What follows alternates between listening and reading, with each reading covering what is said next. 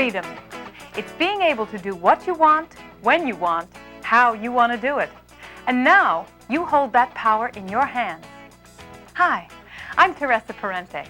I'd like to show you how you can use your new Minolta Freedom camera to capture pictures which will amuse and delight, astonish and amaze, impress and inspire. Pictures that will turn moments into memories. Not all of today's Freedom cameras have the same features, but they all have the same Minolta quality and ease of use to enable you to take great pictures.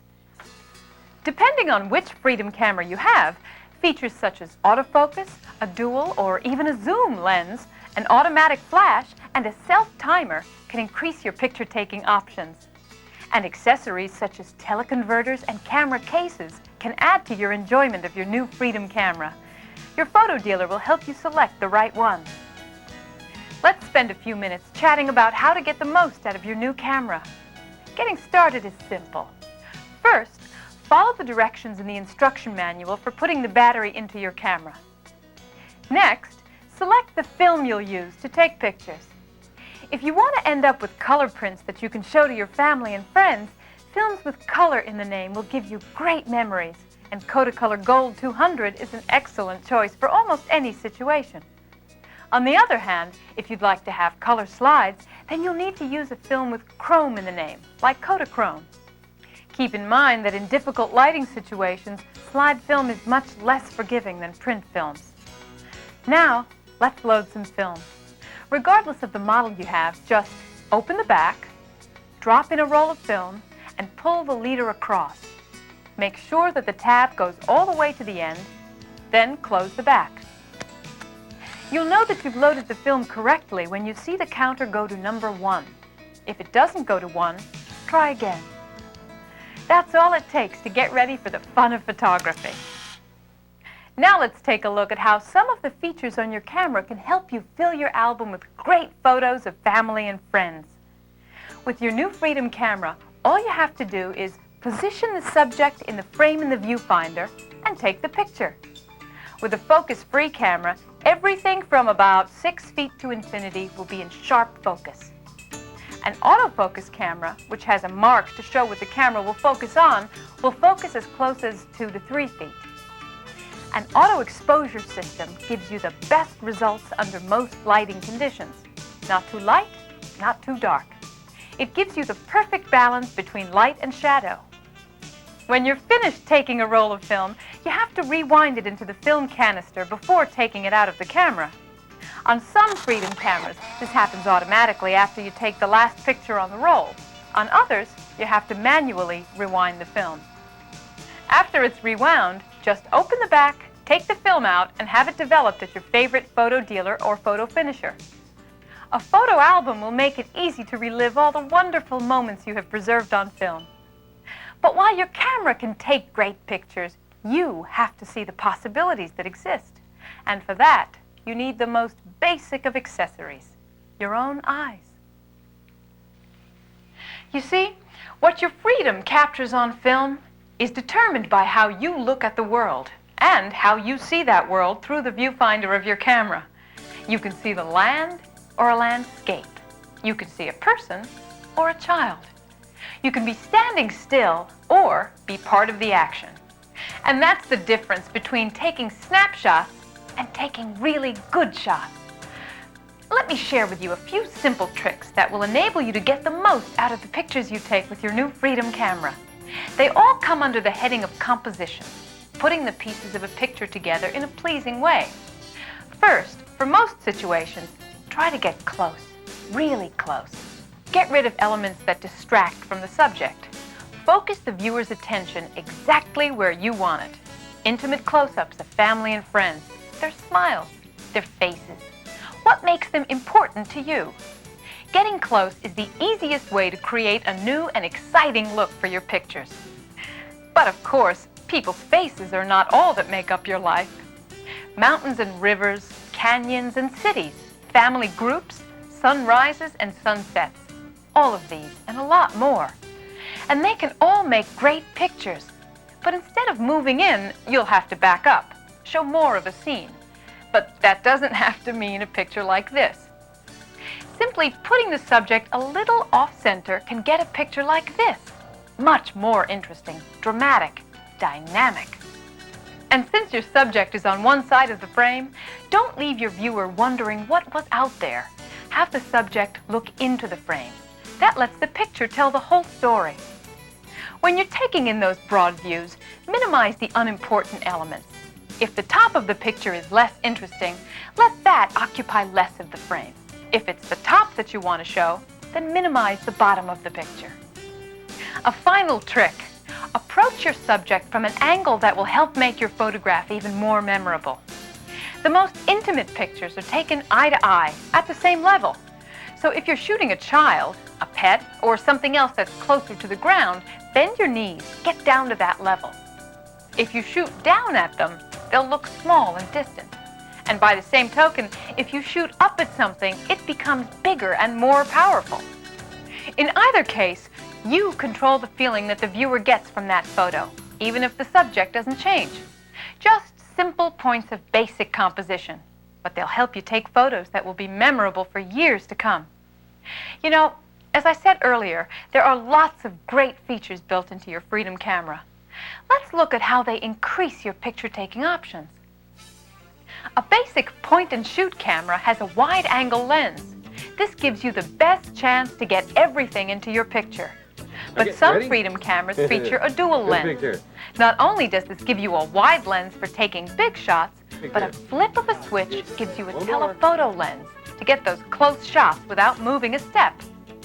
And if you have a zoom lens, your choices for composition are infinitely adjustable, from wide to tight. You can select the perfect framing for your picture with a touch of your finger. And some Freedom cameras will even help you take nice pictures with auto standby zoom.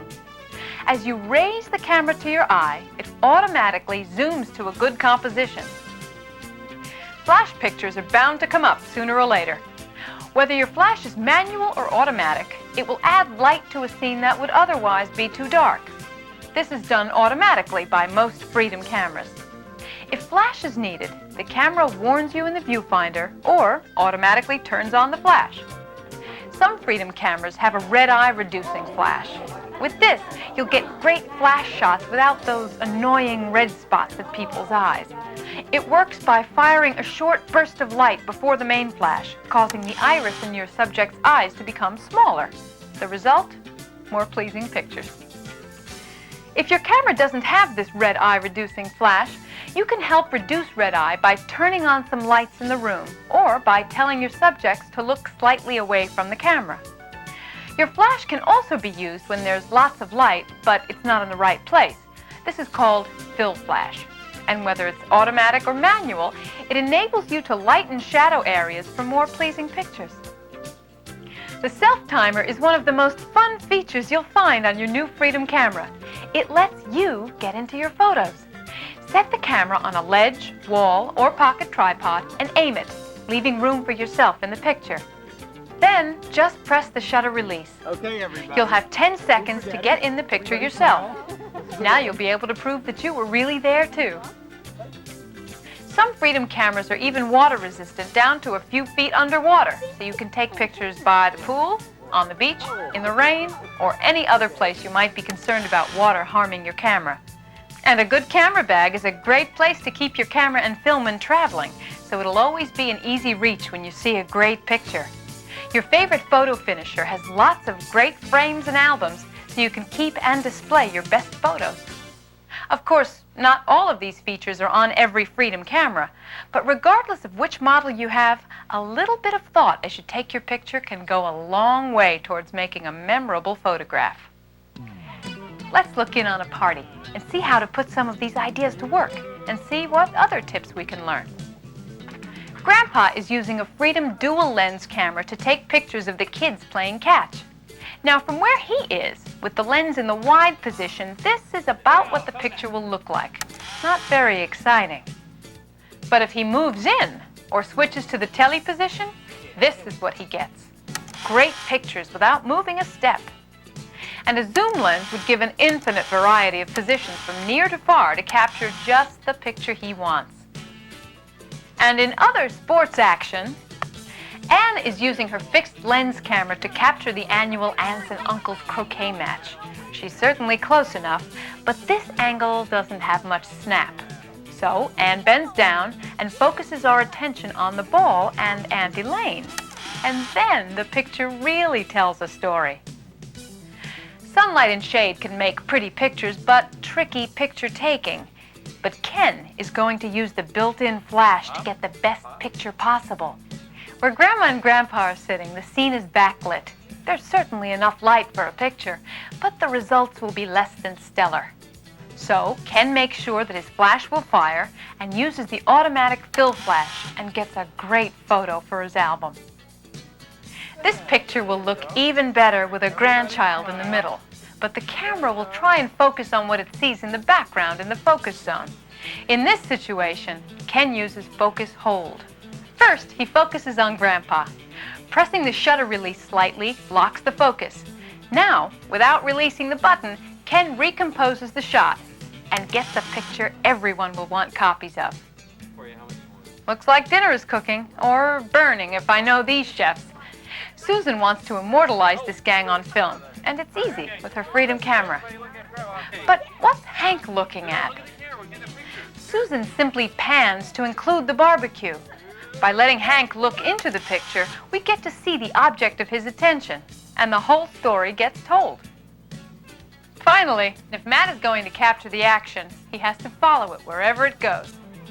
The trick to great action shots like this is simple. Keep moving.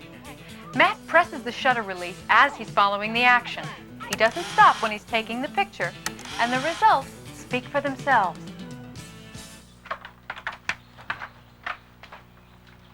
Well, those are just some of the situations you'll be likely to run into with your new Freedom camera. And with just a little bit of thought, you can turn your snapshots into really good shots. And that's really all it takes, a little bit of thought. So when you look through a viewfinder, take a second and think about how to make your picture more memorable. It's easy and it's fun. Oh, and by the way, don't forget to read your instruction book for more detailed information of the things we've talked about. Now, I've saved the best tip for last. If there's one thing I've learned in all the years I've been taking pictures, it's take lots of them. So many things happen only once, and while your new Minolta camera will give you great pictures in almost every situation, by taking more pictures, you'll increase your chance of getting that once-in-a-lifetime shot. For Minolta, I'm Teresa Parente. Thanks for joining me. Have a great time with your new Minolta camera, and turn moments into memories.